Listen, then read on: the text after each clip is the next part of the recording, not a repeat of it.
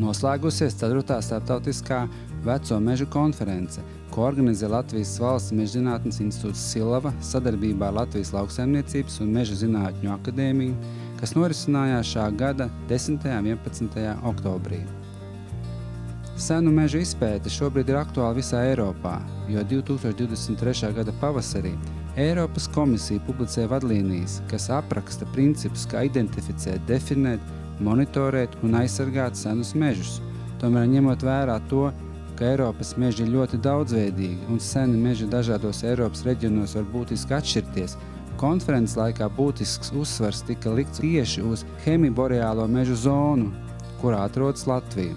Konferences pulcē ekspertus no vairāk kā 15 valstīm, kas strādā ar dažādiem senu mežu aspektiem.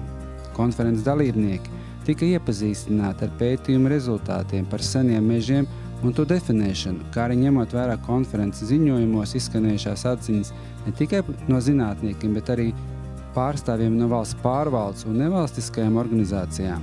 Konferences noslēgumā paneļa diskusijas laikā tika formulētas galvenās atziņas, lai turpinātu darbu pie seno mežu definīcijas izstrādes, kas ir ļoti būtisks solis, turpinot seno mežu zinātniski izpēti pamatotas informācijas iegūšanu par vecu mežaudžu un senu mežu attīstības dinamiku gan nacionālā, gan Eiropas Savienības politiku izstrādes kontekstā. Konferences otrajā dienā dalībniekiem tika organizēta ekskursija uz seno mežu teritoriju Slīteres Nacionālajā parkā. 10. un 11. oktobrī Latvijā norisinās 4. starptautiskā veco mežu konference, kuru klātienē apmeklē vairāk kā 40 dalībnieki no 10 valstīm, galvenokārt Centrāla Eiropas un Ziemeļa Eiropas valstīm. Tiešsaistīts arī no tālām valstīm – Ķīnas, Taizemes, Indonēzijas un citām. Konferences atklāšanas runu teica Jufro, veco mežu darba grupas vadītājs no Amerikas. Latvijā jau vairākus gadus pētot vecus mežus ir iegūtas būtiskas zināšanas un datu kopa arī Eiropas līmenī, iegūstot datus no vairāk kā 1000 parauglokumiem, gandrīz 200 mežaudzēs, kas kalpo par labu pamatu senu mežu definīcijas būvēšanai.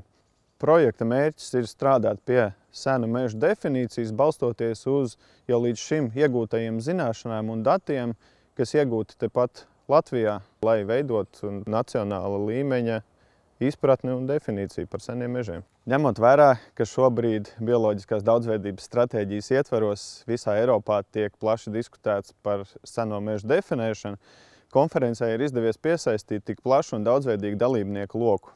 Konferencē diskutēts par seno mežu modelēšanu, bioloģisko daudzveidību tajos, oglekļu uzkrājumiem un citiem aspektiem. Senajiem mežiem ir nozīmīga loma bioloģiskās daudzveidības saglabāšanā, ko nosaka dažādi audzi raksturojoši rādītāji, piemēram, atmirusī koksne, stāvošu nokautuši dominējošo koku klātbūtne.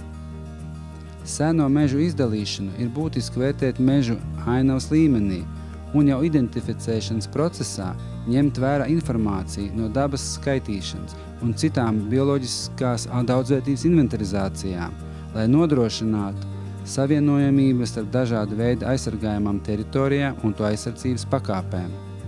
Lai nodrošinātu veco koku klātbūtni un audžu struktūrālās daudzveidības nepārtrauktību konkrētajā teritorijā, seno mežu platībām nevajadzētu būt mazākām par 50 hektāriem. Definīcija. Seni meži mūsu izpratnē ir vecu, dabiski atjaunojušos vietējo koku sugu mežaudzes, to kopas vai dabisko traucējumu ietekmē veidojušās jaunākas mežaudzes šo veco audžu teritorijās. Vismaz 50 hektāru vienlaidus platībā, kurām raksturīga liela struktūrālā daudzveidība, liels atmiršās koksnes daudzums un kas iekļautas īpaši aizsargājamo dabas teritoriju sastāvā. Un ierobežotā tā platībā daļā no šiem 50 hektāriem mūsu vērtējumā līdz 15% var būt redzamas pakāpeniski izzūdošas cilvēku darbības pazīmes. Kādēļ svarīgi, ka nav saimnieciskā darbība? Jo seno mežu būtība ir, ka nav nekādas cilvēka ietekmes. Nodrošināt arī dabisku meža attīstību.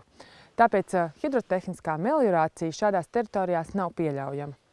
Šie ir svarīgi aspekti, lai nodrošinātu bioloģisko daudzveidību un tās aizsardzību meža ainavā, kas ir arī ainavas ekoloģiskās plānošanas sastāvdaļa. Kā arī būtiski ir izzināt, mācīties par šīm teritorijām un domāt, ko mēs varam mainīt savā darbībās, daļā teritorijas, lai kāpinātu bioloģiskās daudzveidības rādītājus. Konferencē gūtās atziņas tiks izmantotas turpmākos pētījumos, kā arī seno mežu kritēriju izstrādē un šiem kritērijiem atbilstošu teritoriju identificēšanā, nodrošinot, ka tiek uzturēti ar seniem mežiem saistītie bioloģiskās daudzveidzības elementi meža ainavā.